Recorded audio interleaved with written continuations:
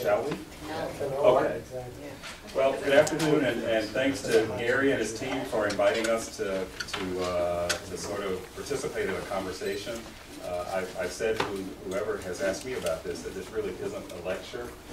We want this to be a conversation, so we gave you stuff, and we hope that you have at least looked at the stuff so that this really isn't one-sided in terms of our conversation. So I'm a professor of English.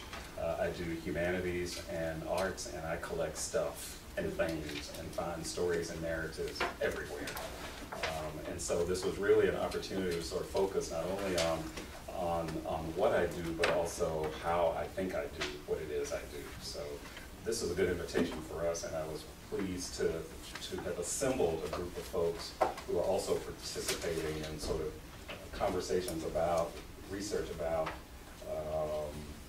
narrative storytelling. And my colleague. Yeah, Ron Broglio, and I teach in English as well as at the School of Art, and have an affiliation with the Global Institute for Sustainability. Yes. So I think in terms of a structure, part of what we will do is, I hope there'll be some there'll be some interaction between us, or some, what I'd like to call and response. That's how I want to talk about narrative today, or at least submit that as one way to talk about narrative. But to look at some themes, but also to at least look at the text that you were asked to read, and then get some responses in terms of how that connects or doesn't connect to what you talked about on the 5th of November, but also how this may connect with a different understanding or a different awareness, or the same old thing you knew about narrative and storytelling in the two that I offered. And those were the two Toni Morrison pieces, and then Ron offered a different piece on dwelling and everyday. So let's start with 2 or 3 takeaways that you got from the last session. And this is a call, and so in order for us to make this narrative happen, someone needs to respond. I prefer not responding to my own call, although I have been known to do that. Okay? It's a test of sorts. I didn't know there was a prior session. Okay. Well, those who were here, who were here. There was a sort of a first part of this, and my colleague Dan Gilfillan was part of that. I'm not going to respond. I already know what the takeaway. No, 2 or 3 takeaways that you got, right? Because I saw you in a video, so I know some of you were here. Right. It doesn't matter what they said. Right. What matters is what you remember from what they said. So that's all, all we're interested in. We really don't. Yes. It's not a test where you're going to be graded. Well, I think one of the takeaways that I thought one of the more interesting things about our first session was the discussion that we had about how you can find narrative in everyday objects and things in your life, and that there are stories to be told associated with even the most mundane things in our lives, and that those things and those experiences carry narratives with them. So we talked about even just things in our houses, whether it's home rules, showers, or wood burning stoves. Okay. Did that make sense in the larger sense of narrative and how it might help? Because one of the things I don't do, at least I don't think I do, is we can't construct and will not construct an energy narrative for you. What we can do is talk about narrative and then expect that you'll be able to kind of apply some pieces to it and pick out what you can choose, because there is a sense that what works in terms of narrative in your study also works in mine. And that's what I think, so that's fine. So everyday stuff, okay, that sort of connects with what you're doing. Okay, anybody else? Please. Someone had brought up that propaganda is a form of documentary, although it's skewed, but it brings attention to social, cultural, and other problems that we may not have otherwise seen. Okay. Right, and you can see the resonance for energy, certainly. Yeah, in fact, the parody of I vote for energy, I thought was brilliant in that regard, because it completely deconstructed the underlying narrative of the advertising campaign. And in fact, we spent a fair bit of time talking about Cronin's ideas and the notion that you can never get away from narrative. That simply the way a story is organized is a narrative in its own right. And that different people can look at exactly the same facts and construct different narratives. And the Great Plains example was, I thought, brilliant. Depending on whether you saw the Great Plains as a place of great stability where mankind has lived for generations, or whether you saw it as a wasteland waiting to be tamed, and these created extremely different stories. And that whole idea that Cronin emphasized, I thought was really good. Well, and that's a bit of what I think my particular take on this has to do with acknowledging these sort of master narratives out there that don't quite connect with other folks. And one of the things that interests me in terms of talking about narratives is sort of acknowledging, and I borrow from Charles Dickens, who talks about it was the best of times, it was the worst of times, it was the age of wisdom, it was the age of foolishness, it was the epoch of belief, it was the epoch of incredulity, it was the season of light, it was the season of darkness. You know, Obama, Romney, red, blue. These are narratives. These are narratives that are very powerful narratives that are based on a slew of other narratives that have constructed identities. And I say not an identity, but identities. And it's interesting how some of those narratives will not likely shift. And so one of the things that I want to stress is narrative can offer possibilities, but narrative can't necessarily change the world. I'm going to throw that out there because some things aren't going to shift. And the other example, and then we'll get to the reading, is, and this is the sort of everyday narratives that I look at. So I'm reading Newsweek, and I'm seeing these two essays by Romney and Obama, and all they talk about in terms of, it's a special issue on reinventing college and looking at higher education. Both of these men, who at the time were candidates for the presidency, well, one was president, the candidates for 2012 presidency, only talk about science and technology as the key to success. That's an interesting narrative, but it's not a surprising narrative. So what do? Well, I do what I do, what some of us do, is we write letters. So I write a letter that sort of addresses that. And I say in my letter, in Recipe for Success, humanities and arts are as essential as science and math. So my response is a different way of sort of creating a narrative where I somehow have a place in that. But what was here was a kind of call. And what I did was responded, but I had to care enough about it to respond. So the way that I've understood and appreciated narrative has to do with a kind of call and response. And you can look at Facebook as one of those examples of call and response. And I can say, you know, one of the reasons that I didn't use Facebook early on is because I was posting stuff and nobody would respond to it.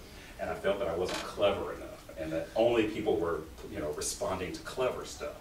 That wasn't necessarily true, because some of the stuff I saw people responding to wasn't particularly clever. People were responding sometimes out of obligation. Well, if your friend posted it, you should like it. And I had to, what does it mean to like it? What does it mean to like it? But nevertheless, it provided a wonderful model for how and why you get somebody to do something. So, you know, it's interesting because sometimes a call can go out and nobody responds to it. And then we create a narrative trying to figure out exactly why nobody liked it or why nobody responded to it.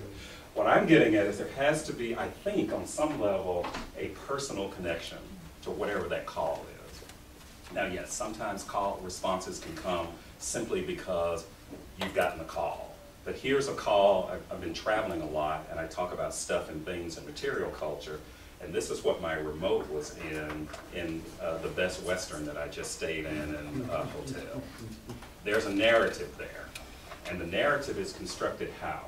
The remote was inside this little pocket. What's the second one?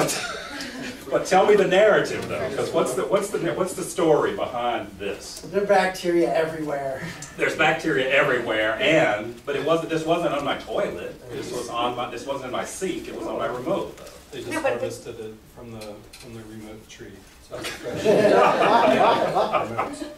And citrus smelling. It's clean, it's okay. It's You're a, not gonna but why get- though? What's the narrative that this has to respond to? We understand that you're concerned about, we understand you're a bunch of germaphobes out there, and we hear you, Okay, and we're sensitive to that. Okay. And we, even though the mattress has been slept on for 100 years, you don't want to look in there. We're giving you a nice clean remote, so you don't have to stab it. well, down. we imagine that the linens are clean, so there's an element of trust there that comes in our response to this. But this is a result of somebody having a connection to this, and I've read those stories and seen those stories that talk about those remotes being some of the grimiest things you could imagine, because you don't know where those hands have been that have touched the remote. So I don't know whether it's true or not, but there's something about this that I trust. And there's something about the language of this. Even though they just put the remote. It doesn't have to be true. wouldn't It bet just on has it. to make a connection. They should label every piece of linen as fresh linen. Well, but there are assumptions that are made. And you can see if there are stains and bugs and things on the linen, whereas with the remote, I can't necessarily see that. I don't necessarily go in with black lights. All I'm saying is that this was a call in response to some narrative out there, but the narrative had to matter to somebody. Yeah, it's tokenism, but people, some people respond to tokenism, because even though it's trivial, that connection was made, well, some people will appreciate that, other people will say, oh, because the cynics, you know, I mean, there's this whole spectrum of folks, right? Well, I guess that's what I'm saying, though, is even when you use the language, and that's part of what I think one of mine is about, I'm not sure that that's so trivial, and I'm not sure it's such a token. Well, so it's This is not so establishes. trivial. No. Right. I'm not so sure, and that's what you said. Well, So that's a narrative that you created. Because I'm cynical. Because Well, I think if you But go down and look you at didn't say 40, I, though, you said people. And so I'm wondering if you know a different narrative than I know. So you're saying cynics out there, like myself, would see this as tokenism, as opposed to. And Oh, yeah. I would say, Yes. well, but to me, when I go in and I see this, I somehow feel reassured that somebody has cared about some narrative that's circulating out there about her. Totally. So what I'm saying is that both of these are legitimate, and in order to create a narrative that someone responds to, we have to consider multiple strategies, multiple audiences, multiple ways of using language, and multiple purposes for whatever it is we're trying to achieve. That's all I'm saying. And I don't know that every single narrative that comes out about everything considers these sort of multiplicities of audience and purpose. And the ways in which we can prompt people to care enough to respond. Because we're responding to a lot of stuff, but I'm not sure that we all necessarily care about it in the ways that I think you're creating the seminar where we talk about trying to get people to care enough to move and do something. Now, Swanson State is Best Western, and besides having those little bags in the room, Yeah. they do hit you with it in the lift or the elevator, which is to say, here are all the things we do for you, including the remote in a bag. Oh, see, I didn't see that. So they give you a context Right. for it. Right. Well, and I've created a different thing because I actually borrowed this for the class. So in the process of responding to a narrative, I've also created narratives, and that's the other part, is I don't know how. In fact, my thing here is as I wanted to start this off is saying, humans live within narratives, our own, others, we create them, they're created for us. Identities are constructed in this narrative, and I'm not even sure how we exist without these narratives. And the thing that's interesting is that the very nature of our existence is somehow about competing narratives. And then how do you figure out which narrative you're going to respond to, and how and why do these narratives matter? And the election and all of those things that we see in the everyday, I think, speak to these two essays, and I'd like to turn our attention to those after I get a comment here. Yes? So, no, I want to ask you Sure. about this particular narrative. Oh, about the remote? Yeah, Okay. because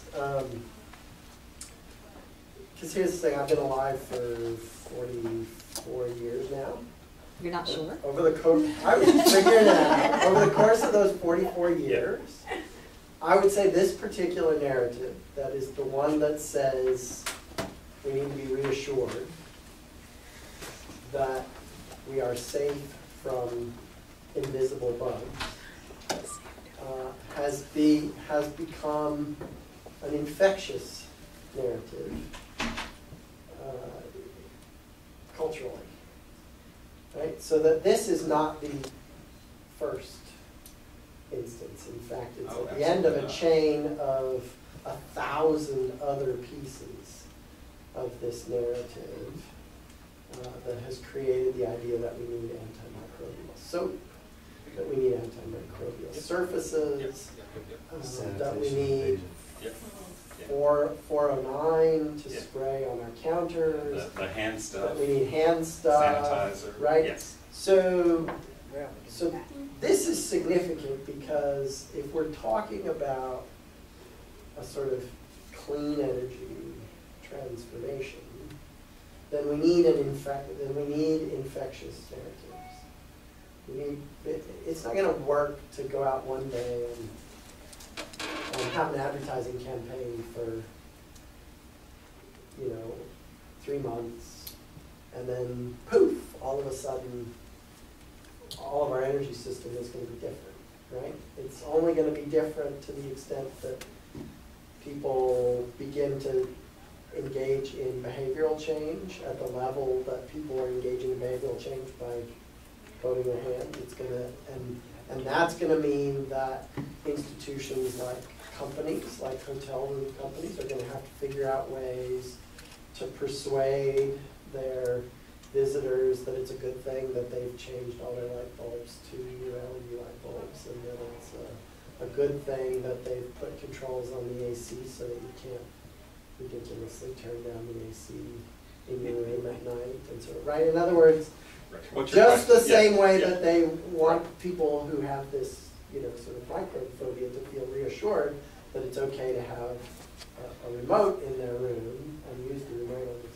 They're going to have to be reassured, right? So, in other words, it's going to have to go through all sorts of, it's going to have to get down to that level and really talk to people in a new.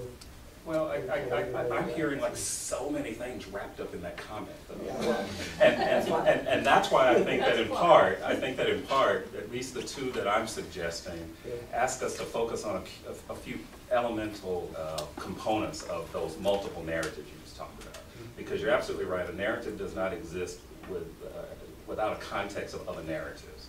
And part of this, there was language that you used, both you and that I used, that constructs narratives. And we is one of those that constructs a narrative.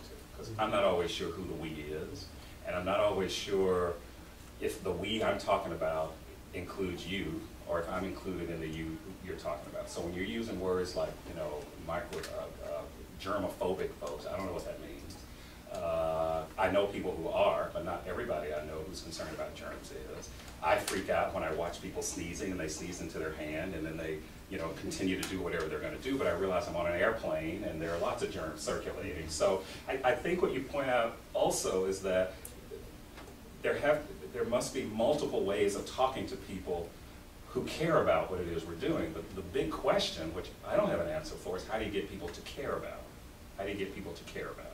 So I'm not going to try to answer that. What you said is absolutely true in all of its permutations, but I think if we talk about a couple of the things that I wanted to point out in these, I think it addresses partly how it moves beyond a media campaign.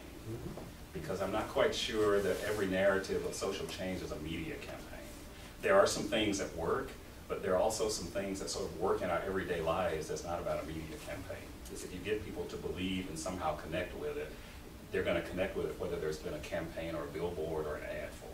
Pastor did not Right. engage in a media campaign. Right. To Okay. get us Can all I, to believe can I in just germs. throw Yeah. something on the table? I Because think that's right. And so you're what I, welcome to jump in. what I would like to Correct. suggest that we do is to sort of remember Clark's thing and then come back to it at the end for the reason that the thing that was raised in his example that that I'm going to help you contextualize a little bit here is that we tend to talk about narratives with regard to energy as though they need to be constructed in order to be coercive nicely or otherwise to propel change in a particular direction that is desired by whoever the we is, who's creating the narrative.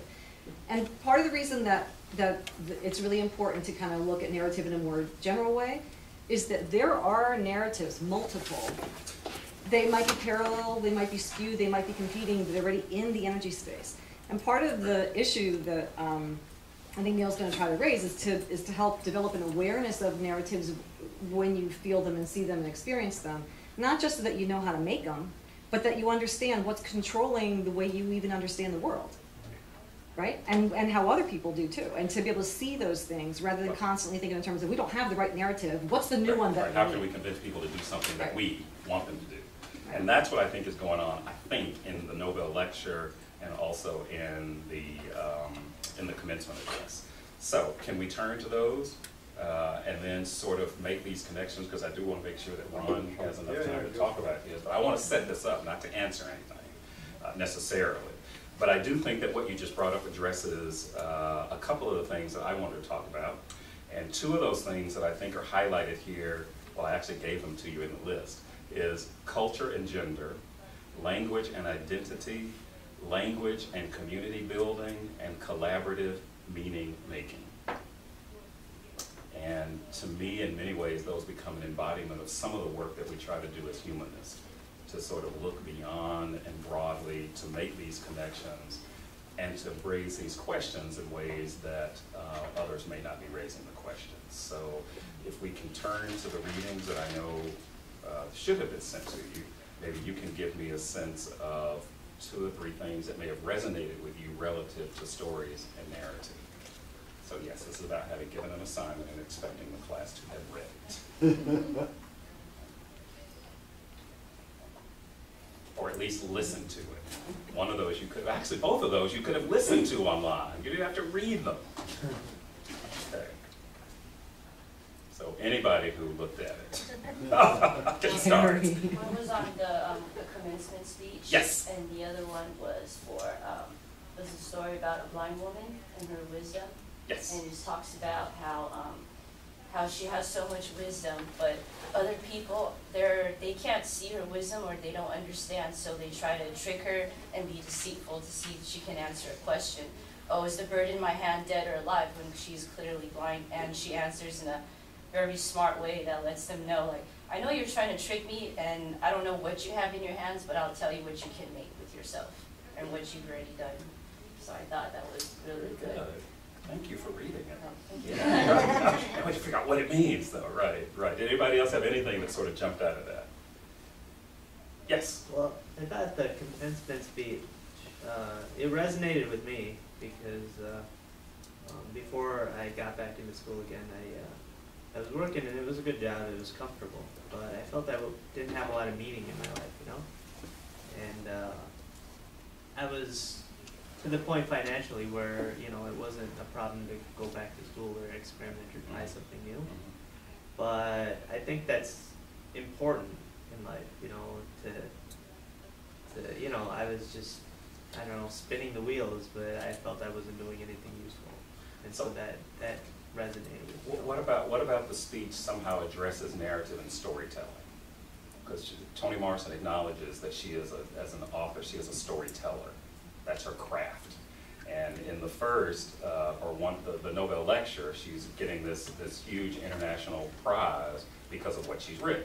And she takes that occasion to talk about stories and narrative. In the commencement, it's just like many commencement addresses you hear that we have heard, somebody comes and they say something. But in this one, there's a particular focus on narrative and these issues about language and culture and identity and community collaborating.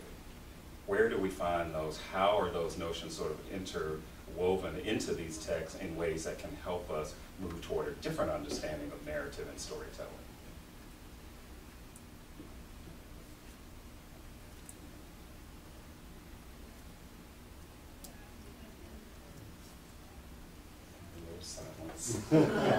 Well, I know for myself, one of the Okay. things that you brought up earlier that works well is this question of investment, right? So eventually the kids care about this bird or language and begin to invest in that, Right. right? And so the tables become turned. Yes. So it's not that the woman has to guess whether it's dead or alive. The children then have to choose. Right. Right. So in other words, it's turned into you have choices. You're invested. with your investment, what are you going to do? Well, and I think that's one of the things that sort of connects both pieces is that, and I go back to this call and response again.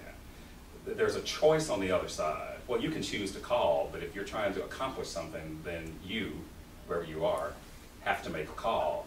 People have a choice to respond.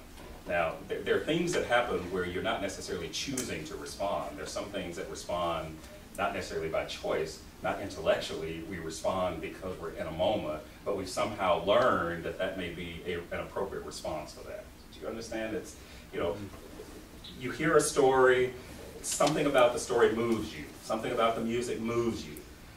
That doesn't happen instinctively. There's something that has become a pattern that has trained us to do that. So that's a response you're not necessarily thinking about, but it happens. And why does why does one person feel invested or compelled to respond and someone else not?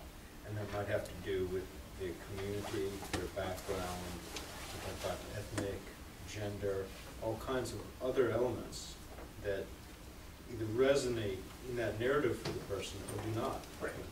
In my case with this, it wasn't that I didn't understand how technology and science are important. I would never challenge that. In fact, in the piece that I'll leave you, where I say humanities and arts are as essential, it doesn't say that science and technology and math aren't.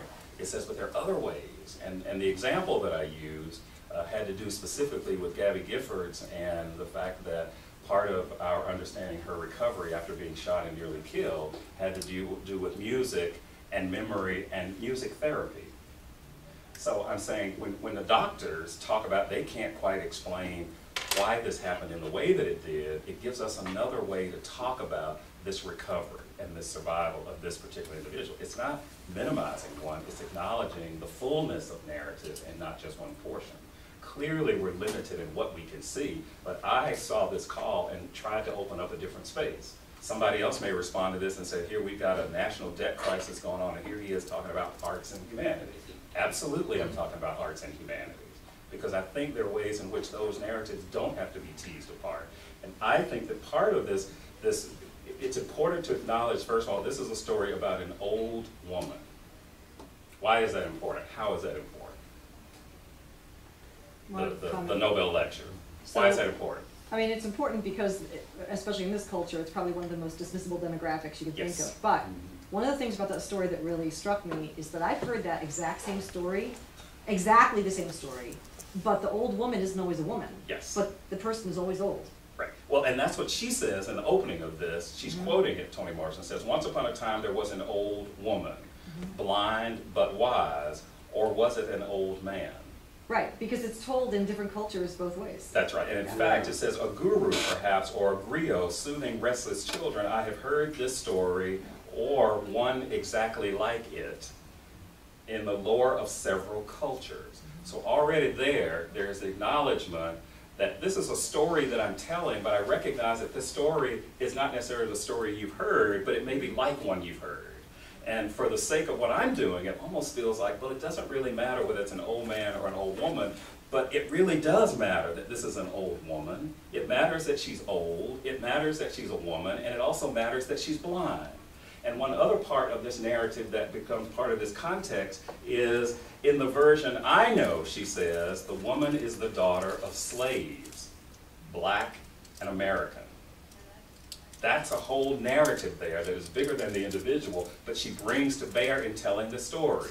So this story may be like, but it's also different from. The same thing connects with that portion of the commencement where she says, you know, I have often wished that Jefferson had not used that phrase, the pursuit of happiness, as the third right.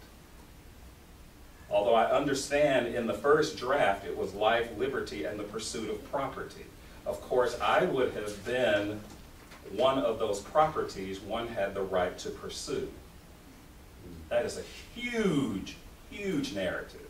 Do you see what I mean about, there's got to be something that moves this narrative in a way, and that's the part that responded to me, because people have heard lots of commencement addresses, but how has she brought this in that is about her, but it's bigger than she is, all right? So I suppose again, there's some language there that becomes extremely important in trying to define this. I suppose happiness is an ethical improvement over a life devoted to the acquisition of land, acquisition of resources, acquisition of slaves. Still, I would rather we had written, and that was part of what I drew on when I said, yes, it is important that people have money. It is important that people have things, but it's also important that people look for something that is bigger than the stuff that can be taken away. She says, I would rather he had written life, liberty, and the pursuit of meaningfulness, or integrity, or truth. Yes? So for me, my reaction to the commencement address was that there a certain irony in that it was my generation that gave us Earth Day. Okay. And it was my generation that gave us the anti-Vietnam War movement. And it was my generation that talked, I think, far more powerfully than previous generations who did very great things, but nonetheless were coming from a very different place. In some place along the line, it all went very, very wrong. Somehow the generation that gave us Earth Day gave us the most rapacious bankers that has appeared in this country, ever, in its history, and has elevated the idea of acquisition and using money as a way of keeping score to an art form. And so, as I read that, I thought to myself, this is a very powerful exposition about the search for meaning. But I couldn't help but ask myself, so where did we go wrong? Where did this generation take the wrong turn? And what is it in her narrative or in any narrative that could steer us back to this idea that money, acquisition, power doesn't equal meaning? I don't know if that made any sense or not, but that was the narrative that was in my head as I read that. Well, you know, I wonder though if there's if it's problematic to try to identify something as wrong, though, because one of the things that humanities and sort of looking at the past teaches us is and I draw back on what she says in an event that I was fortunate enough to be at with her, and this was just totally off the cuff. She says, you know, failure is data, and data is information, and from information we hope that we can become wiser. So it's not as if whatever you learn from that experience you build on, as opposed to sort of labeling it as something that ends and is separated from whatever narrative that's being created and that will be created. So I think in many ways, coming to the table and asking some different questions is a way of moving that forward and building on it, because there's nothing that can be built upon if there is no foundation for it. And all these other narratives become part of that. Karen, by the way, I think we share a generation. We also gave the Beatles, okay? And so down there since then, if you looked at Pink last night on the TV, I don't understand a bit of it. I'm sorry, you don't understand Pink? A bit of Pink or a bit of the Beatles? I saw some pyrotechnics going on last night. I thought it was the opening or the closing of the Olympics and not a music. So. Yeah, I saw Paul McCartney and he had lots of pyrotechnics. No, but well, this is part of the. So what I wanted to mention, past the Beatles, and it's amazing how music resonates. It really is amazing, and it's amazing how you listen to a station and they chop off the last 15 seconds of a song for whatever reason, and it's like, no, you need that for closure. You need that. And sometimes it's the best part of the song, and they don't get it. Well, we're a top 40 station, whatever. One of the things that our generation did was the bankers and whatnot, you go to school and you learn how it's not just the creation of wealth for the sake of creating wealth. That's a huge problem. It's the fact that they're schooled on, they're tooled on how do I make the most of a situation? How do I capitalize on something? And I'm talking about bankers and financial instruments, and again it goes to how do I make the most of a situation? How do I optimize whatever this equation is so that the outcome is the way I want it? And very often, in the business world, the outcome is not a socially driven outcome. Very often, most often, it's not. And in fact, the friendly remote thing, it's driven by competition. Okay, it's driven by product differentiation, or however you want to do it. It's at the end of the day, economics drives a lot of behavior that comes out of corporates. Now, if it's done well, it can relate to people in a more socially significant way and influence behavior. Oh no, I'll stay at this Best Western instead of this Holiday Express, and that helps the profitability, hopefully, of this Best Western. All right, or if they offer you, look, we'll give you 500 star points if you don't have us come in and change your sheets. We put out that thing every night, okay? And are we saving the earth? Go green, save the earth? Well, no, actually, we're improving the dynamics of their workforce and the turnover and the way it works in terms of their labor pool, and it's all economics from the point of view of the provider of these services. It may resonate with us as, oh, we're helping this company in the world go green. At the end of the day, for Weston and for Starwood, it's about economics. And so the problem is that we have this generation that was just the greatest, the most unbelievable, the 60s and 70s, phenomenal. I'm so glad I was growing up during this age. But for those people that went to business schools and went to, you know, they learn I'm trained to, how do I just do the best thing I can, and how do I generate the most, whatever it is I want to generate. And typically in business, it's profits and it's economically driven. And the byproduct of that is a bifurcation where you have haves and have-nots, or however you want to do it, upper class, middle class, and it's getting worse and worse and worse. And it's a structural problem that we have, not just in this country, worldwide. It's a structural problem. And it's not one that's easily solved. Okay. I just want to comment on that a little bit. I mean, I guess you can't forget that like economics is explicitly tied to social aspects, because if you're maximizing profit to better yourself and your family and your own life. So it's about quality too.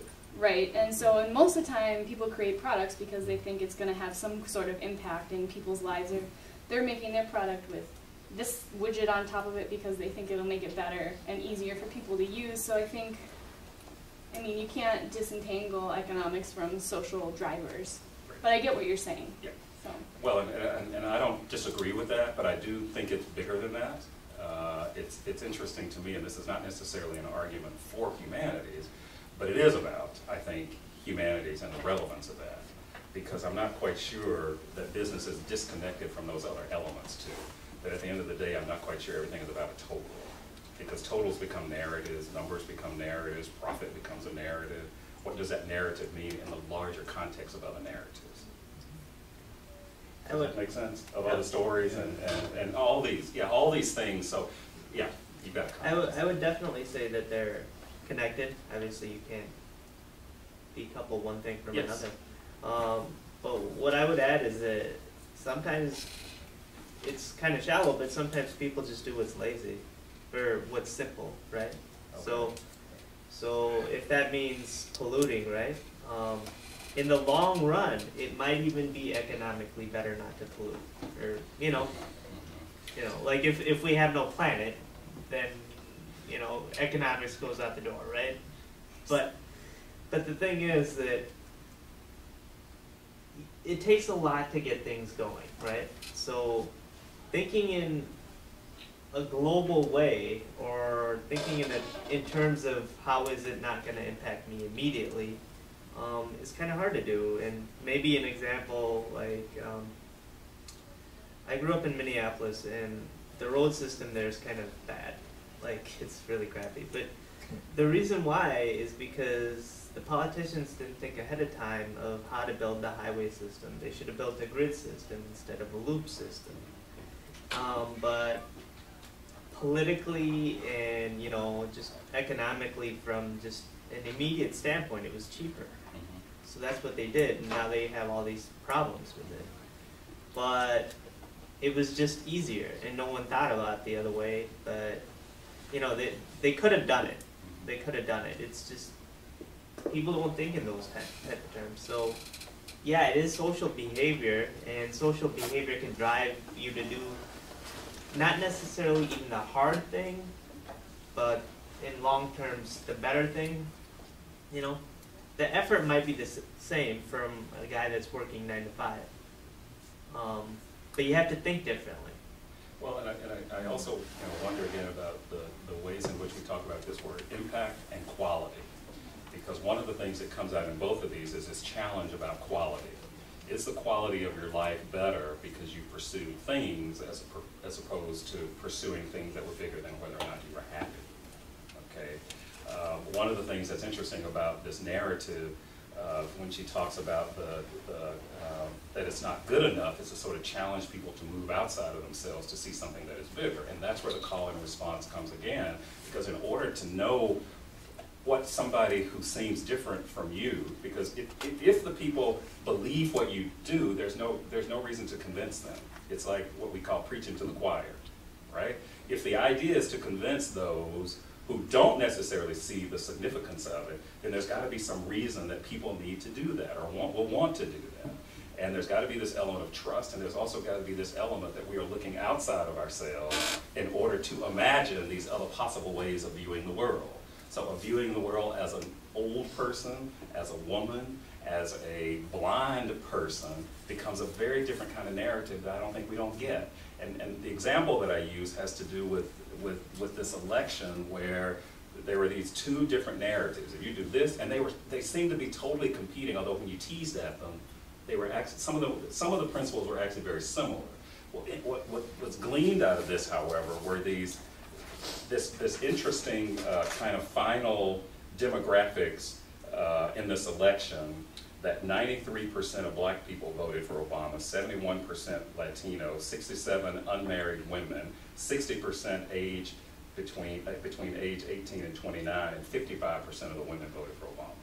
Those are interesting narratives that came out of someplace. Now, this is about not whether or not you agreed with him, but there was something in what was being called that people responded to, and this was the way they did it. And what I heard the next morning was, well, we're back to where we were. The same thing, nothing changed.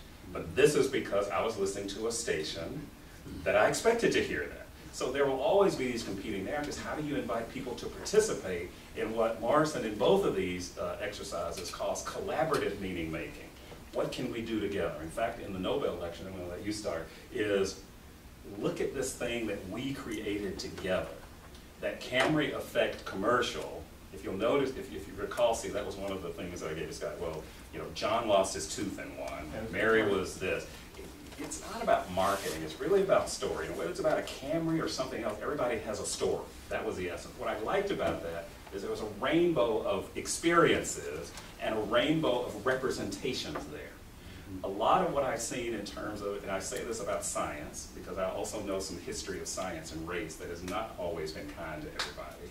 And I'm saying those are the narratives that we don't always find in some of these conversations with people who are making decisions about it. So it is important, in the same way that Obama machine looked at these demographics to say, here's the story that will be relevant to you based on what I'm hearing or what I want to sort of do for this particular. Now, I've also heard that described as gifts.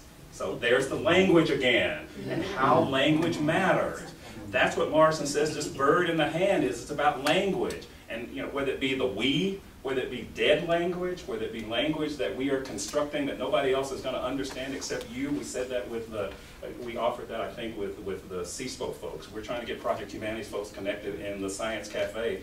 Part of what the problem is, as I'm seeing, is that people are thrown by this word of nano. It feels like it's an exclusive language. In fact, Sally asked that when I first brought the idea of doing this nano city. Is there a way to talk about this in a way that doesn't have a language that excludes people? That's what I'm saying, because you don't have to convince the people who know what it is. You show up at those cafes. How do you get other people if that's what your goal is?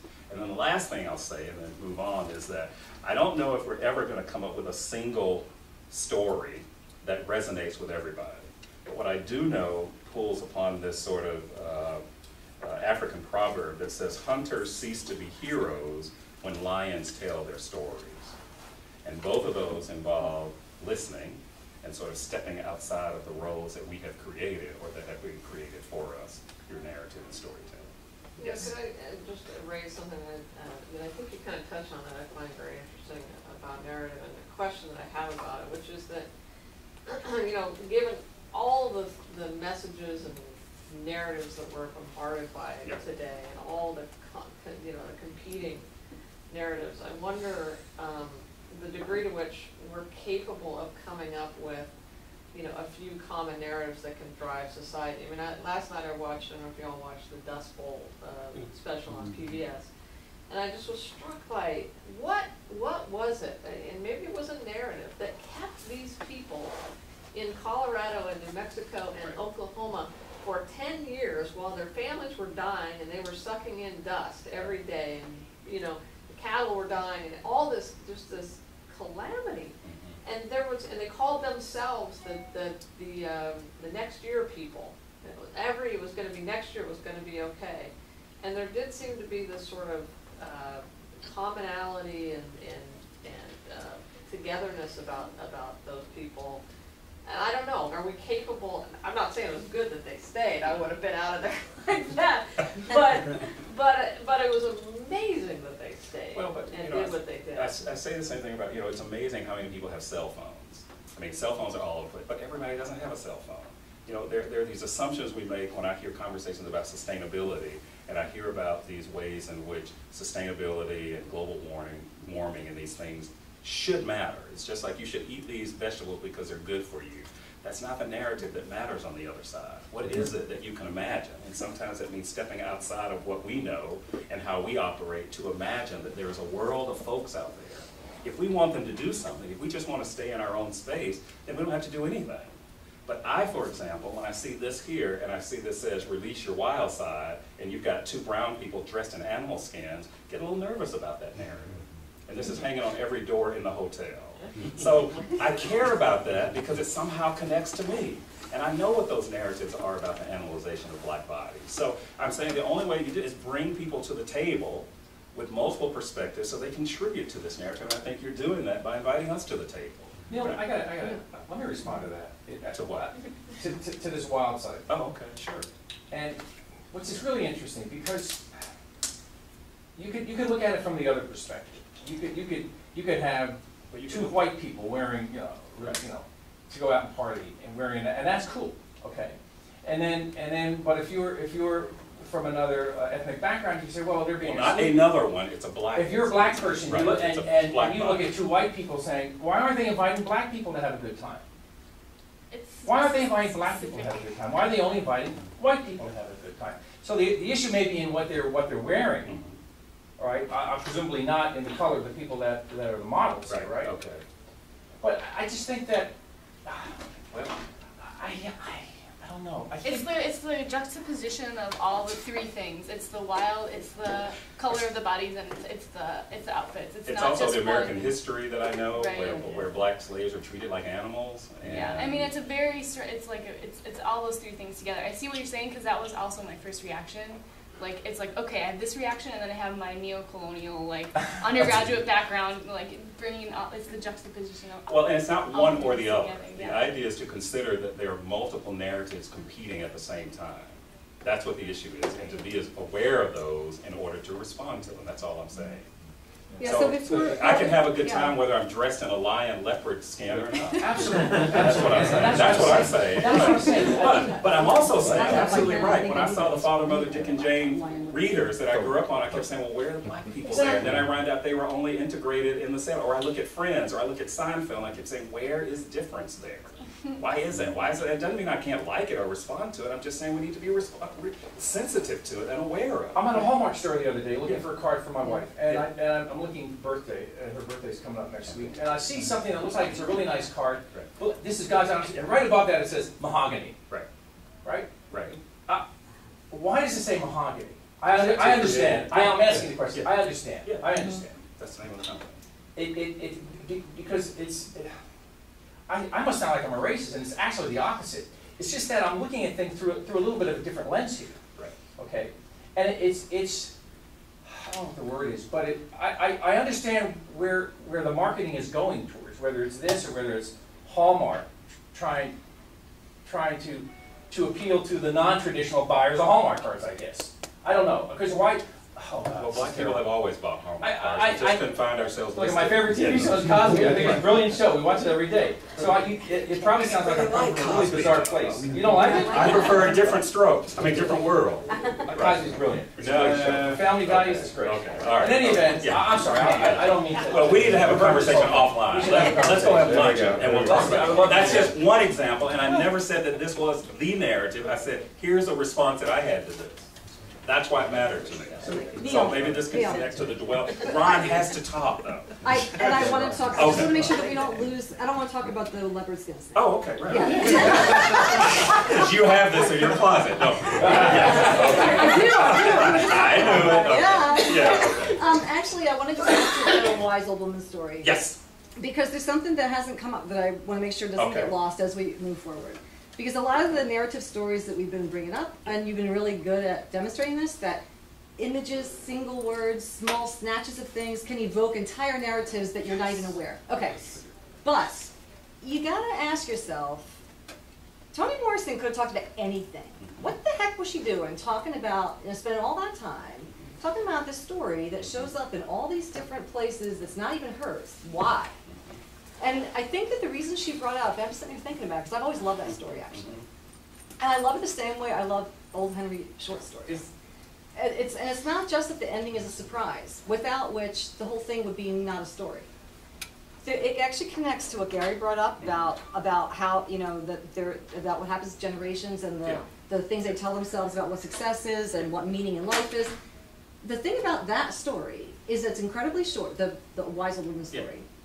Is incredibly short, and what it does is in about 3 lines, it tells an astonishingly universal story that has so many different faces that it can be told anywhere, but the basic plot line is always the same, and I think it responds to some of these, actually a wide variety of issues, and here's the underlying story.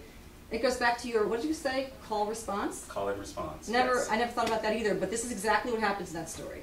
So what happens in that story, the dynamic is that there are established power relationships. And whoever the kids and the old person are, you don't even have to call them old and wise, because that actually tips you off about what's going to happen next.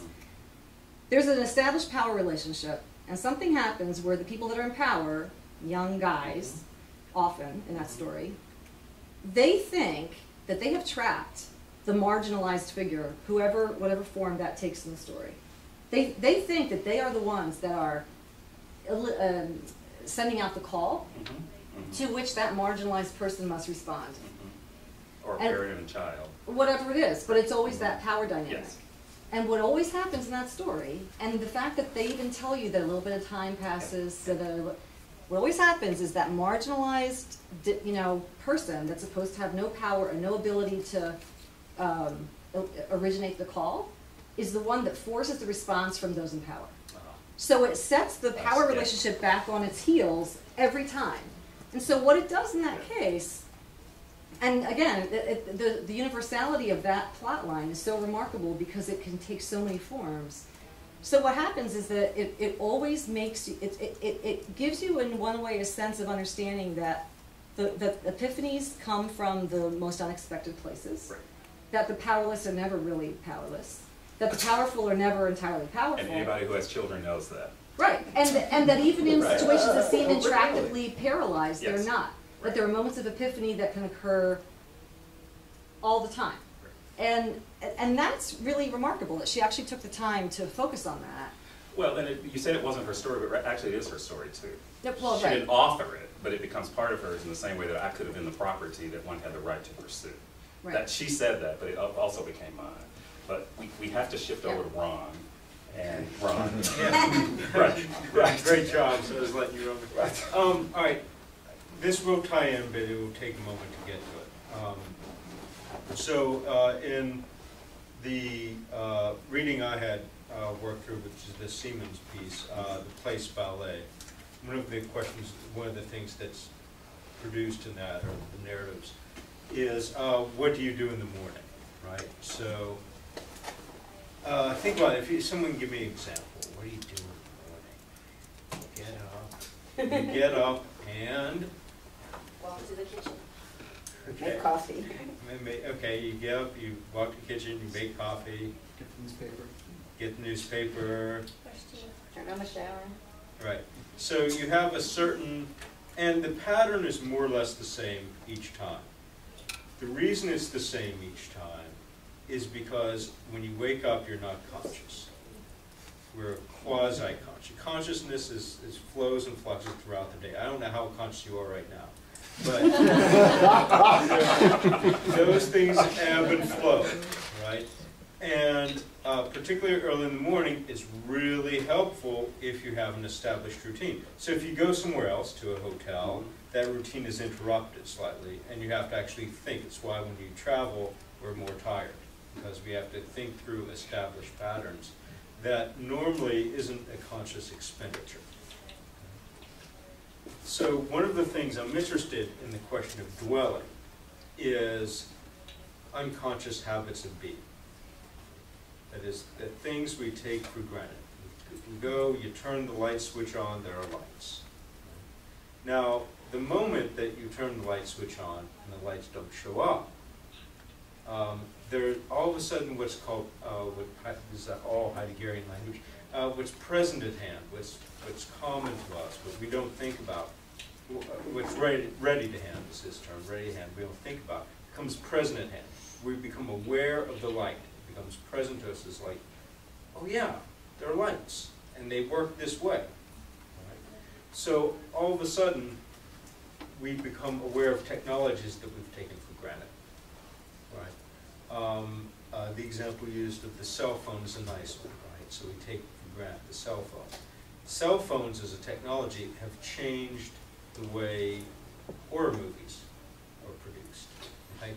Because now they could just call someone on a cell phone, right? So now they have to have whole elaborate ways of dismissing all these technologies that prior to this were unavailable. There's no signal. Right.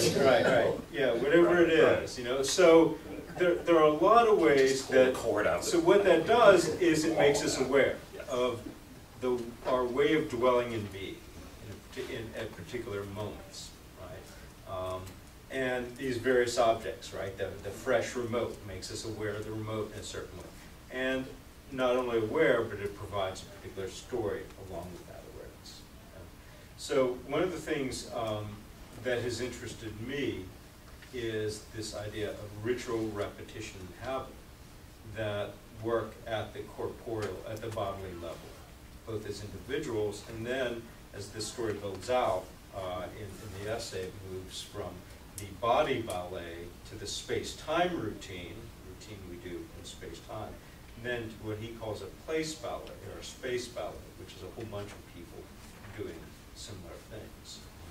And you see the same person at the coffee shop at the same time because you have similar, you know, patterns, etc. Right? And you develop those out. You walk the dog at the same time the other person walks the dog, and you get to know that person. The once upon a time. Right. Yes.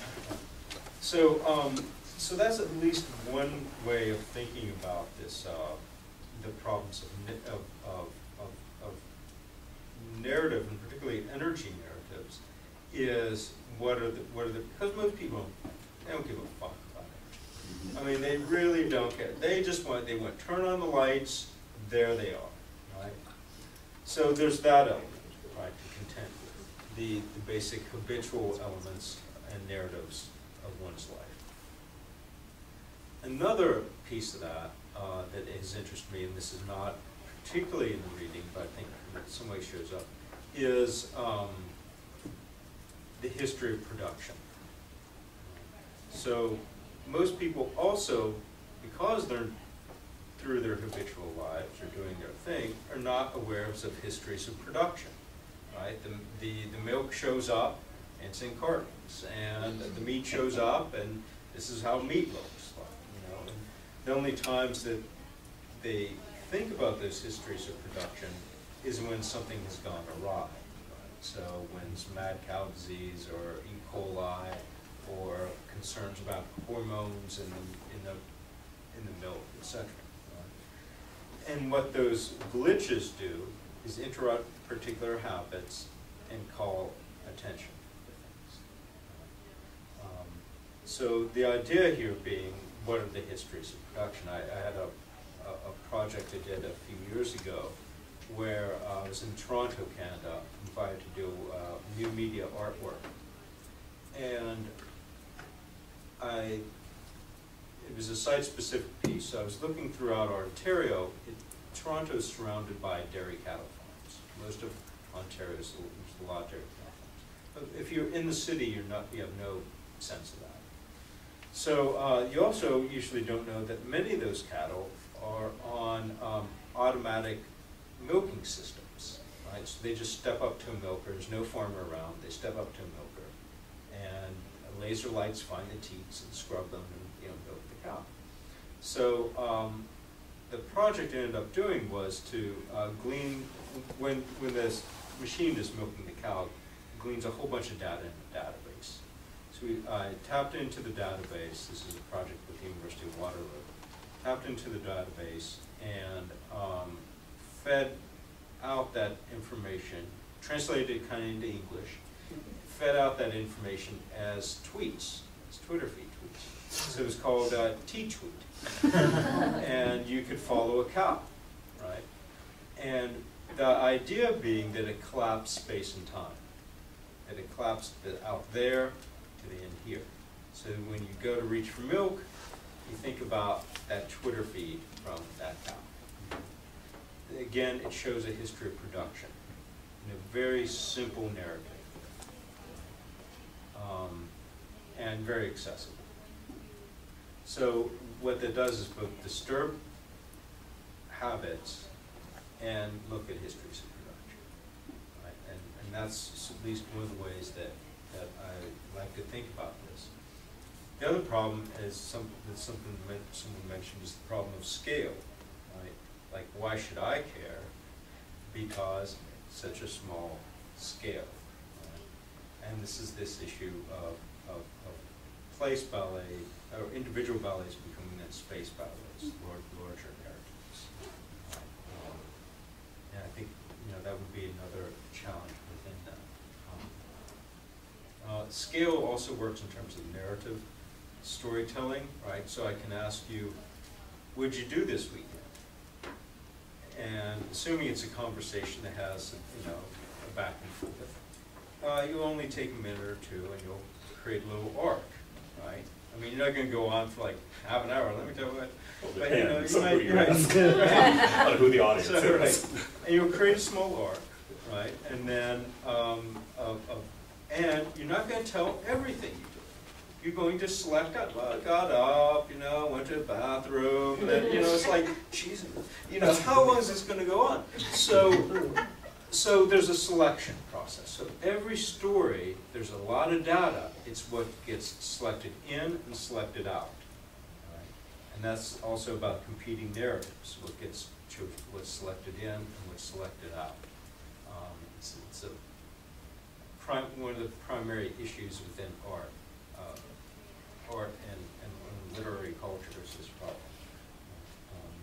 Okay. So then it's also a problem of scale. I can shift that to what'd you do Friday night. You still have the 2 minutes. You're going to tell a slightly different story. It's an interesting exercise because all of a sudden you're playing with these issues of time scales, which also shift narrative scales, right? And narrative arcs and selection. And I'll just add that each of those questions has to be motivated by something to determine that question, because I want to know where the emphasis is. Is the emphasis in what did I do Friday night, or what did I do Friday night, or what did I do Friday night? And each of those has a slightly different response depending on how his call has come to me and I've heard it, whether it's what he intended or not. And I'm going to tell different audiences different things, right, about what I actually did Friday night. And you may construct it, yeah. Right. You will construct it, right. Well, your narrative is going to be addressing different audiences with different structures. Right. Because depending on how he's also asking the question, and the context of his asking the question. Yeah. Because was I supposed to do something with him Friday night, and I ended up not doing it because I had something else to do, and whatever I had to do, was it better than hanging out with him on Friday night? So there's all kind of narratives I've got to pick and choose to decide how I'm going to respond to this call, because I got to know, well, why is he asking me this also? Well, one of the things that I learned in living internationally, and especially with Asians, is that you had to think carefully about those kinds of questions. Because first, the language skills were not always perfect. Their English was always vastly better than my Chinese, as an example, but it wasn't always perfect. And there will be a cultural undertone to those kinds of questions. And people who were good at working in, yes, absolutely, no, I got that. Right. People who are good at working in a different cultural environment will invariably be the ones that get it about what is it that these people are really wanting to talk about. What is it? It's your due Friday. Right. And those that struggled were the ones that could never quite figure out what was the essence of that question, what was the essence of that line of discussion. If you've ever had the joy of being at a deposition, and you've had attorneys from the other side asking you questions, it becomes extremely hard to navigate why they're asking the question. And I was one told by the attorney on this side, well, just answer the question, but make sure you understand the question. So when I start teasing out the question, my lawyer gets irritated and the other lawyer gets irritated because I'm asking too many questions. Because I'm saying, but you created the script. So in order to create the script, you have to know what it is you want me to say. So I'm going to question this because I'm really trying to understand it. So I think that goes back to your example of what are you wanting in the call? How are you positioning the call? What language are you using with the call? What is your motive for the call and what do you actually want? I'm a little uncomfortable about, in some cases, a lot of the context going on about narrative because it assumes that you are being influenced to a huge degree, not you, but one is being influenced to a huge degree by what's going on. So you have you're just being bombarded by information, and it seems that you're assuming that you're going to be controlled and influenced by that. So, so how do you think this will evolve? So, I mean, I find it sort of an invasion of privacy. What privacy? I mean, what thought do you have that hasn't been influenced by some other narrative? Good question, but. Well, no, it's not a loaded question or a trick question, but I want to know what's been created that was yours, that was not influenced by some level of narrative that was presented for you, presented to you, that you absorbed, whether you were conscious of it or not. I think there's just the sort of being bombarded by. Well, one other way to think of this, or one of the other ways that this is said, is that we're thrown into the world.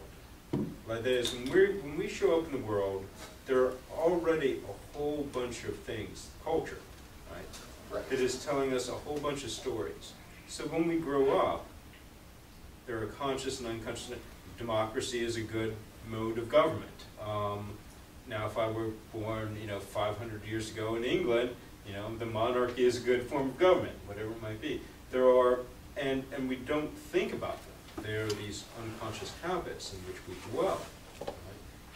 And there are a variety of other narratives. I think Chris raises an interesting point. I mean, I think it's fair to question the premise, the basic premise that narratives can have this incredible influence on us.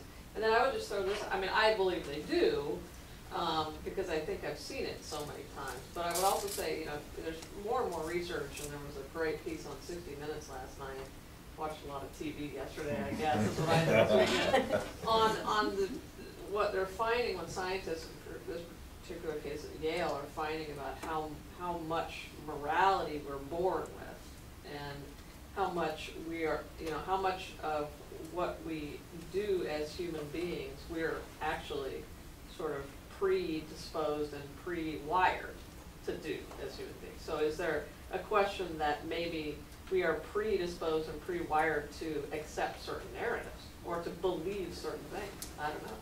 And the science is actually proving that out, that babies of 3 months old have morality, are born, are you know, already have, which means we're essentially born with morality and certain predispositions. So I don't know. I mean, I think it's a good But I think the thought. question, I think that it's not so much whether you're predisposed to Right. believe certain narratives. I think the fundamental concept is that stories are the way that people establish meaning about the things they see around them, period. And it's the way they grow up, it's the way they, I mean, there's no other way, you know, you can think of the world as being a whole bunch of facts or something, but eventually you have to figure out how they make sense together. But And this goes to the Right. nature versus nurture argument, and I think what the scientists at Yale are proving is that there's much more nature than nurture. I mean, But Chris, yes, but there's lots of here's stories, the issue. The there's three lots months- of stories out there, Look, but the we're- 3-month-old may be predisposed, let's just, I mean, I don't know what this particular research said, but to be altruistic, Yeah, it's okay? Pretty But what basic. being altruistic means Right. in practice Right. varies enormously Yes. across every In human fact, society. on this point, And so Right. that's where. I don't know. it becomes- I mean, I don't know if that's true or not. Oh, Well, it is, and I don't that's- think, I don't know. but relative, related to But the this point point, again is that you don't have to decide whether it's true. I mean, you have a choice to decide whether or not it's true. I mean, when you preface that, you said scientist at Yale. So already that created a narrative that because they're at Yale, that somehow we're supposed to believe it's truer Okay. than if somebody off the street said. Somebody at But do you see what I'm saying though? That somehow that becomes a narrative that you have subscribed to because it somehow values what you value. That's what I'm Yeah. saying. but And- I think, and I thought part of this was what we said, is that narrative isn't gonna save the world, but it can open up some possibilities. That's what I thought the think context was. there's something actually that I think sits in front of that. There was a great set of pieces about 18 months ago about a woman who worked with deaf, homeless people, many of whom had never been taught to speak properly. So their language skills were extremely limited. And she reported that as she worked with them and they developed language, they universally told her there are things that we couldn't think about because we had no way to express it to ourselves. We couldn't make distinctions, we couldn't identify the difference. And it wasn't until you helped us with this language that we were able to see things and think about things. Which to me says that to your point, Chris, that already by the time we learn language and start making distinctions in language, we're already into being influenced by culture, by narratives that support that language and support those distinctions. But you're also born into narrative. I mean, you're sort of born, when you're born into a family, or you're born, somebody has to be born. I mean, born somehow, hatched, born, dropped. The stork brought you. There's a narrative around you, and it's bigger than whether or not you have hair. And in the work I do, it's like, well, if these babies are there and they don't have hair, in order to make sure that one of them is identified as a girl, we have to put a pink bow on her head. So that's the work I do on hair. So I'm saying there are already these narratives, and then someone names you. Because you don't name yourself, you can certainly change it, and that name becomes an identity. And you hear people, whether it be parents or others, saying, okay, well, do we want to name that child India, or do we want to name that child Jasmine? Well, if you name her India, I'll ask my students, whose name is India, what did that mean growing up? Because names become identities, and you can change them, but it's an identity you're born into, and it's a narrative that you're born into. And I agree. And you can repurpose it. I agree with that, but I'm just saying, I think that the premise of Chris's question was that, there's a dispute about the degree to which those narratives actually influence us, and maybe the degree to which we are born into this world with the ability to think on our own and So the idea is that science is a higher narrative than the humanities. Yes. And science would That's what I'm tell us hearing. But that changes over time. Well, I mean, What is when more you see narrative and valuable everything, in I'm terms talking about real science. No, this is, look, if you go back, Talking about again, truth. if you go back 500 years ago to a different culture, or if you go to other parts of the world, you will not have that as the most valuable mode in which discourse takes place. Right? So the idea is which discourse, and you can use, like if we're talking about energy, maybe you want to take the avenue of science, but then think about also the people who exclude because of issues of education, Economics. race, economics, Gender. that are not interested in science as the mode of discourse who by have- which to talk about that. Or who have a different narrative about that. Well, That's they right. have And that was even my with, example about the even with the election. science they do. In what? Even with the science, they have different narratives, Of right? course, that's right. And I'm gonna give you an example that you can use to show that even scientists are not immune. But that, well, and I think that this, but here, Chris is actually a scientist. I'm not- no, I'm just saying, Right. what happens is that the storytelling or narrative creation goes through different instrumentalities, okay? So I worked with scientists for decades, right? Oh my No, God. I'm gonna tell you this story. Sounds like a study. Because one of the issues was how to have scientists, because Right. this is pertinent to talk to people that are not scientists Yes. about things that the non-scientists care about but don't know how to engage with. And one of the things that I found really interesting was so trying to get people to not just do things like report a statistic. Okay, but what about the statistic? Right. What does it mean to you? Or scatter plots alone, like you cannot, okay. So then I started going around, and those of you that work with me, you can imagine me doing this. I would literally go around and hold this up to people, like a scatter plot. What does this mean to you?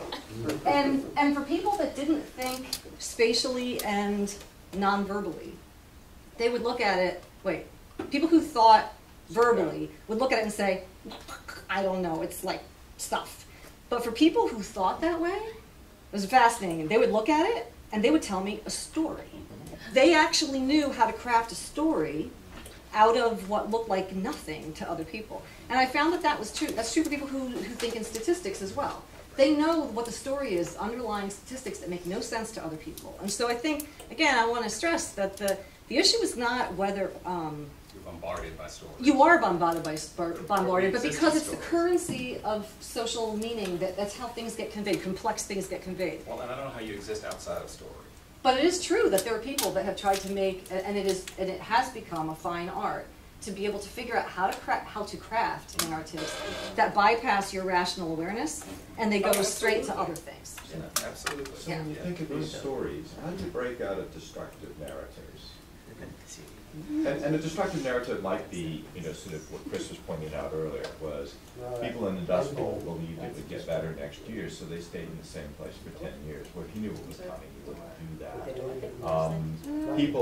People did not end the Civil War because it was obvious that the Union Army was going to defeat the Southern Army. So another 30,000 people were killed unnecessarily in Gettysburg. The list goes on and on and on. But even that question makes certain assumptions. Yeah, okay. Well, first of all, what's better? Yeah. And even though they knew, because it takes on a sort of paternalistic tone to it. Because it suggests, even though they knew, because people say that about the people who are still in New Orleans after Katrina.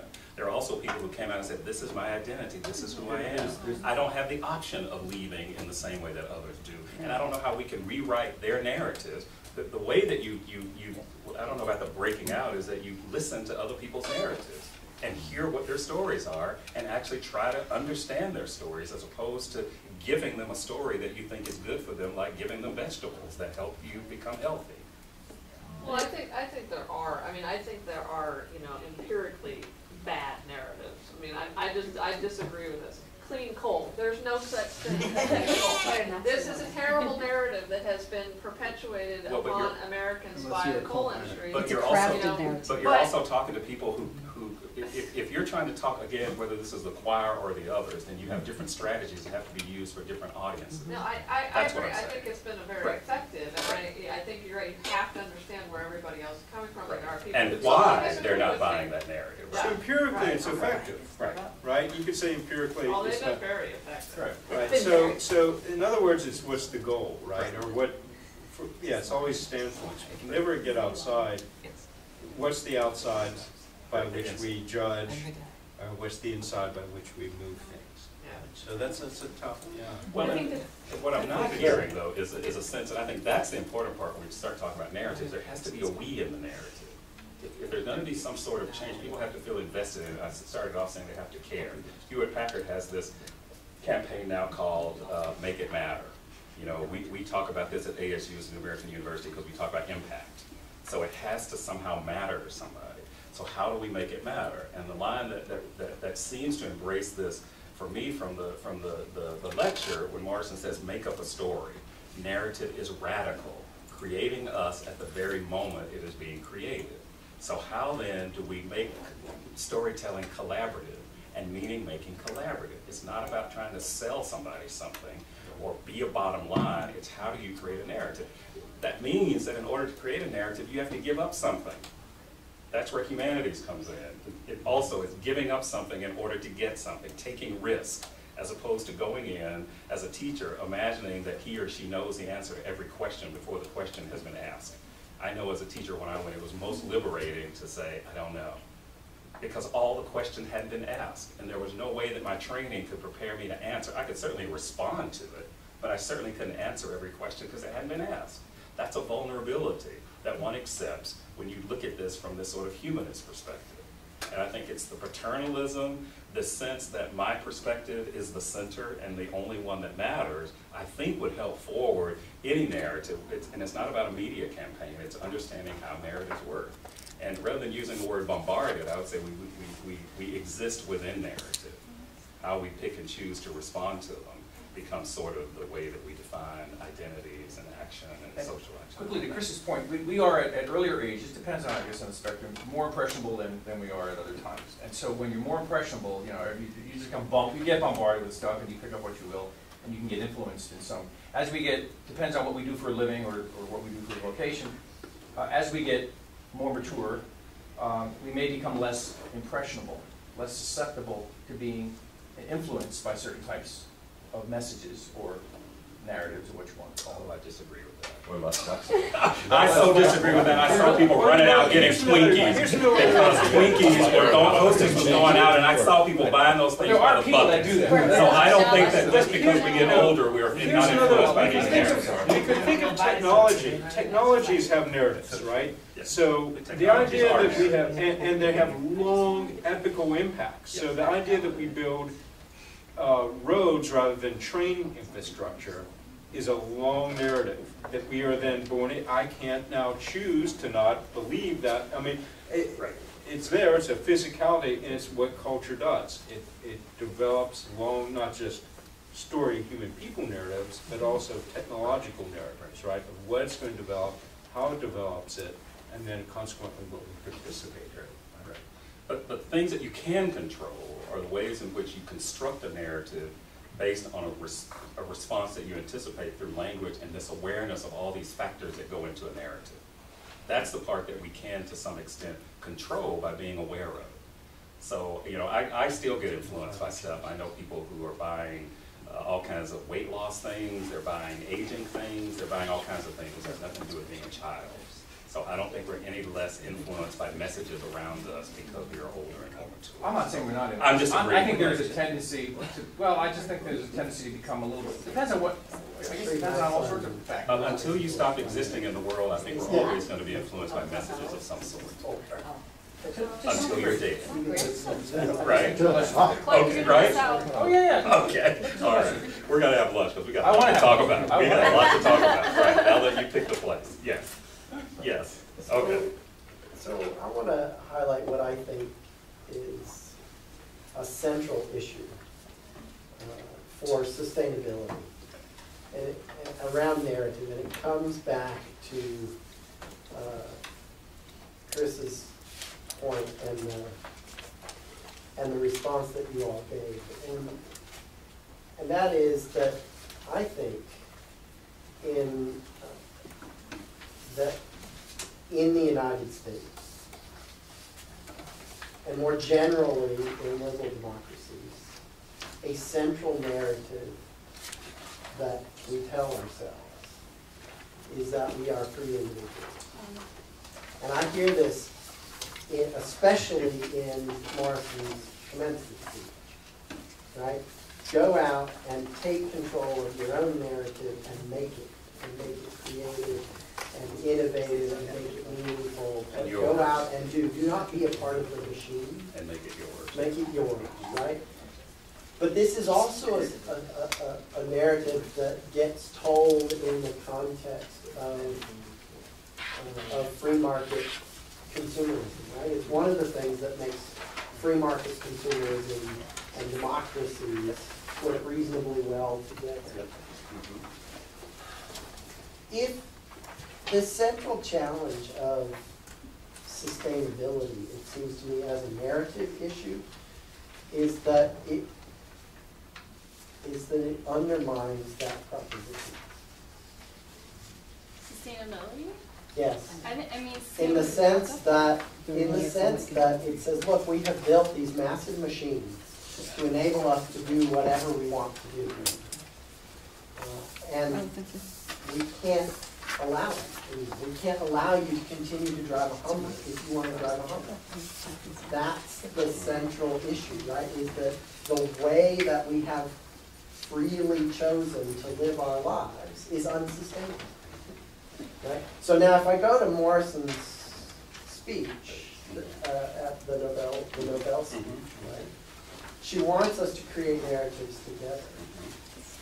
And that's obviously, it strikes me, a very powerful mechanism for engaging sustainability and how we might create a new set of narratives that would allow us to get there. But it doesn't obviate the basic problems that these new narratives, that what we have to do is create together these new narratives that bind us both to new ways of doing things that are not independent and free.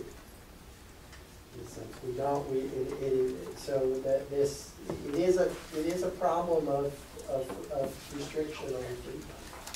And so So I have a trying to think about how to talk, so I have to. Thanks, how to engage in that space. Well, but I think if we started teasing that out, we'd recognize that democracy in itself is an illusion, freedom is, all those things are somewhat illusory, but the extent, right, but I guess what I think she's inviting us to do is to participate in something that we can create together.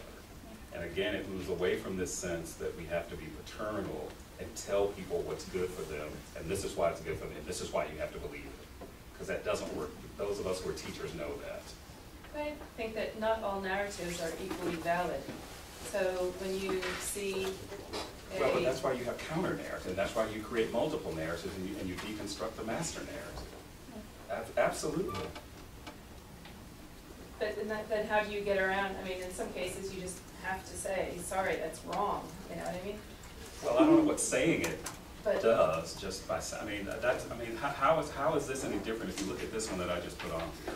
The one that's beside mine, it says, okay, we're stuck in America, we're battle-worn, the past 2 years of campaigns were no less hostile than Hurricane Katrina, election pundits tell us we're a nation divided and stuck in the place, but this is what we've come to. The headline I just read, and another one says, we put the nail in the coffin. I said that. There was the best of times, it was the worst of times.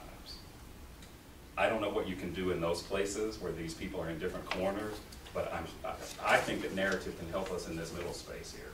And telling somebody that it's wrong doesn't stop them from doing it. But how about like the clean coal? It's Well, the clean coal, you realize, is the same narrative as the fresh remote.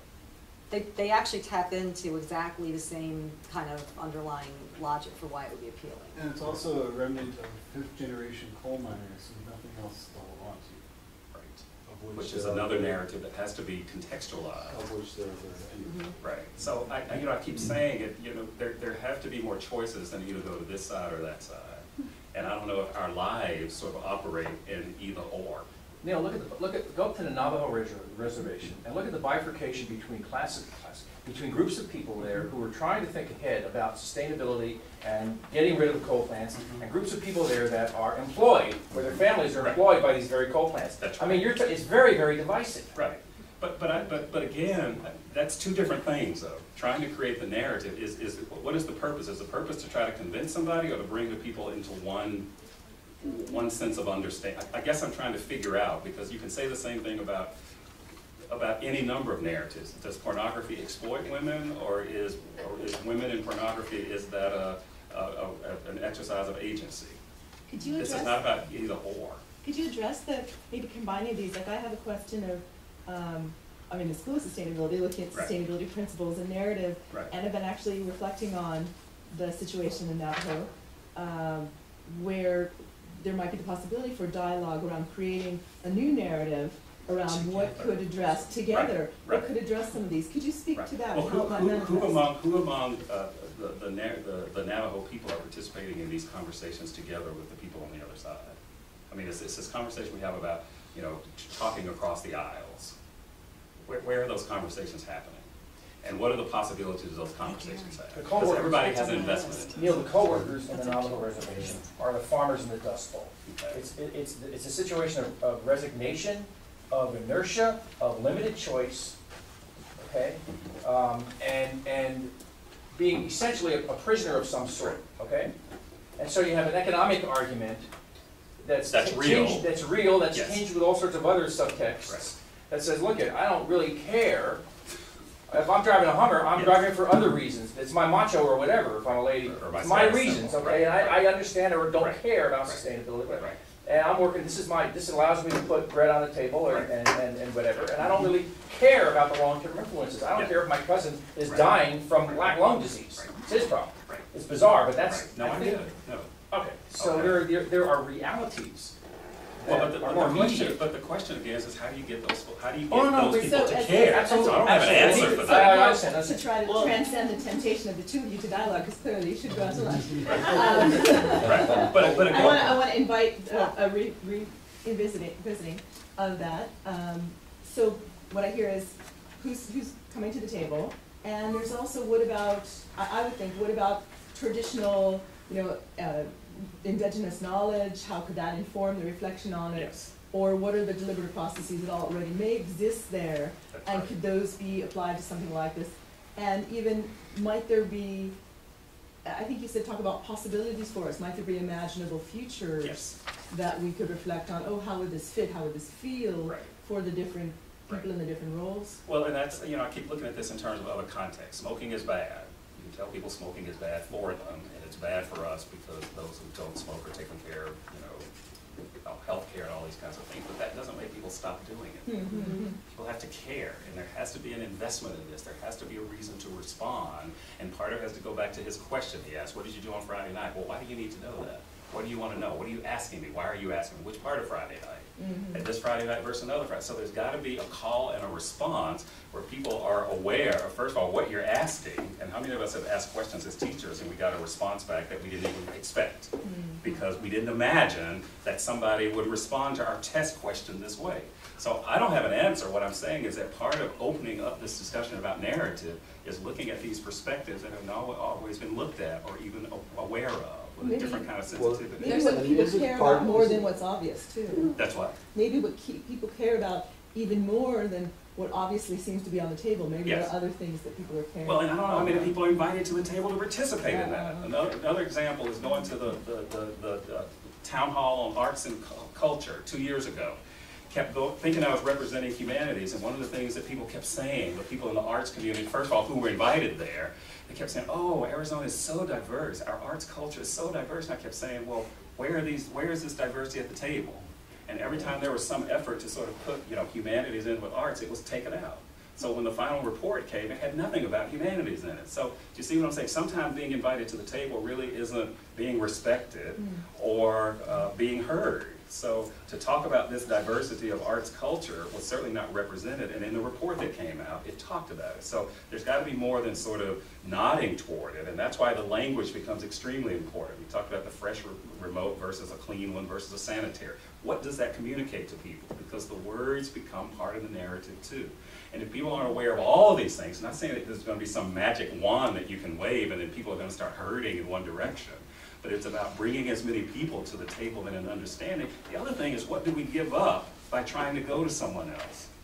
Because what I haven't heard is that whoever the we are making the decision is willing to give up anything in order to get something or to learn something. It seems to be about a teacher going in and just lecturing to the students and expecting the students to have whatever's lectured at matter. It has to matter because I'm here standing and telling you that it matters. As opposed to coming in and saying, what can we create together? What can I learn from you and what can you learn from me? That's the radical part of narrative. You want a Navajo example that answers her question about Okay. context? I love it. So I did a workshop on blogging and energy this semester, earlier. One of my students is Navajo. And I told them for their final paper, which is a blog, they could write anything that they felt was missing from the energy discourse.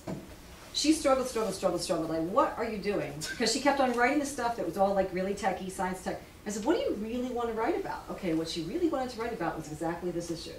That this clash in Navajo territory between renewable and, so she wrote this thing, and and it was really quite nice. She was really worried that it was going to be viewed as extreme because she knew not everybody felt that way.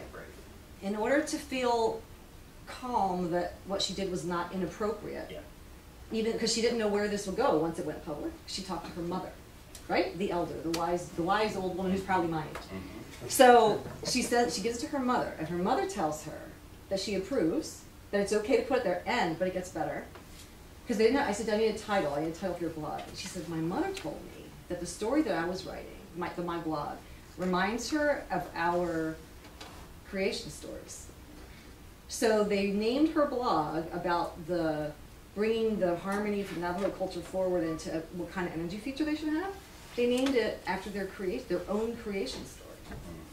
Wait, that's getting me all choked up. Well, there aren't a lot of places that actually I could even tell that anybody would care. But it's cool, right? I mean, and the moment really cool. mattered, the timing of it mattered. Yeah, it's cool. So I guess my sense is, and we've gone way past the time, is we didn't come here with answers. We came here with some sense of this is how we think about narrative. It may or may not work with you. It was not to challenge what you've already, the values that you already have, the narrative you've already created. But what we hope it does is sort of add to in ways that you had not necessarily considered. And you have a choice to dismiss it. That's the other thing about it. You have a choice to dismiss it. But in the process of creating something together, that's what's new and exciting. So even though clean energy isn't what I study, I can at least understand the perspectives of why and how you'd be interested in how do we match this with policy and how do we move toward people, not to a right decision, but to a different decision. And I'm convinced that I'm not sure that failure is measured by whether we can or can't. Yeah, and I think this is a brilliant session, so thank you to both you and Ryan.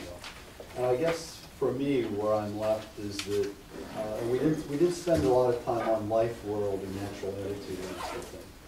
But what I'd like to lay alongside for future conversation, because I think we're going to want to continue this, is at least one of the things I took away from life world, natural attitude, is how surprisingly many things are not breaking through to conscious reality for us.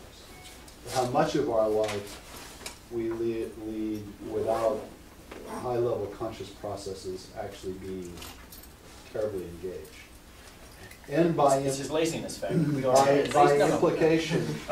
by implication, how much of what's going on in our life is utterly and completely internal.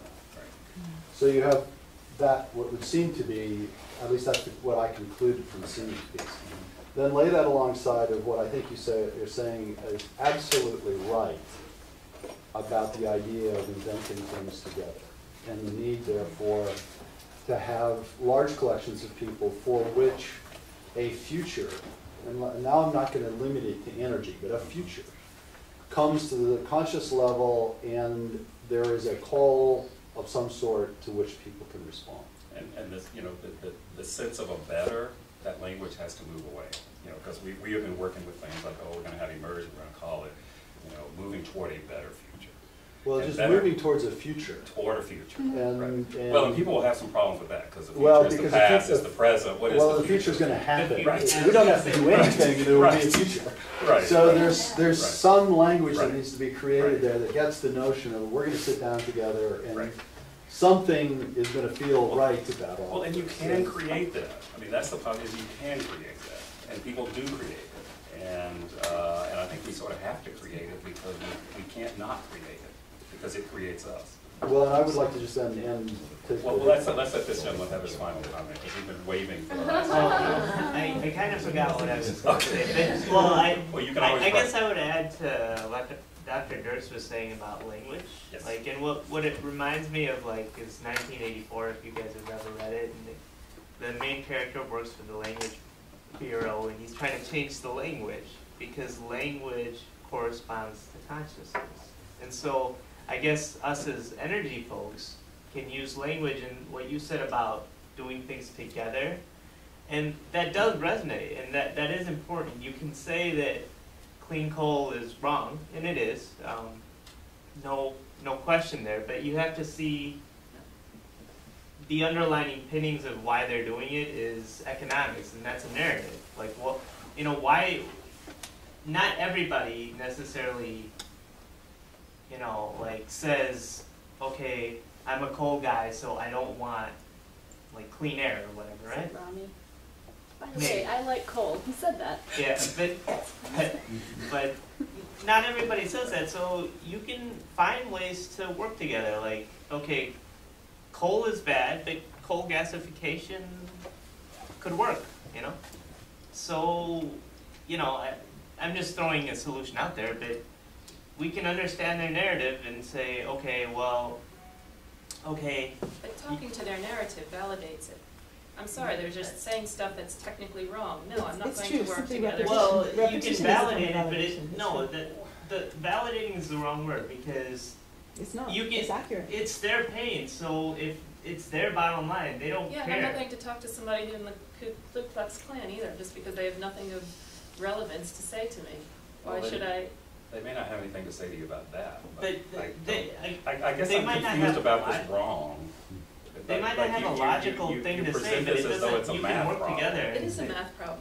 Look at the CO2 going into the air, look at the human activities. Yeah, but Well, it but is math. people's lives are bigger it than is math math, problems, I but would how hope. many, like, we agree in this room, but how many people outside the room agree? Like, I mean, Well, we're why is it a talking problem? about, yeah, If- we're if- talking if about you the decide issue that because it's- there's a lot of people that don't agree with us. Right, that's what I'm saying, and how do you, I mean, So we anybody have to in work rhetoric with them. knows, The and you know this narrative when is you're that there's debating. that you have to agree. I think that my narrative would be, look at the data, and the But data will agree lead you again somewhere. is, You're agree, validating their Chris, narrative by giving but them the agree chance is the that- wrong word. It doesn't have to be right and wrong. It has to be, what's It is the, right, there is data. what's Look the at data. equitable, but what's the equitable solution, right? You sound like me when I'm talking to my wife. You Okay. can Well, move it a depends person on what to data another you're job, using. Data right? can be used for any number of things. So Not if everybody economics is the persuaded bottom by line, the right? data, because data is a narrative also. Energy, So- clean energy. Data is narrative.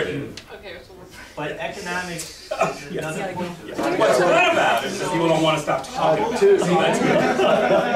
as one of the co-leaders, I'd like to And that's do the two thing. things. Right. Two things. One is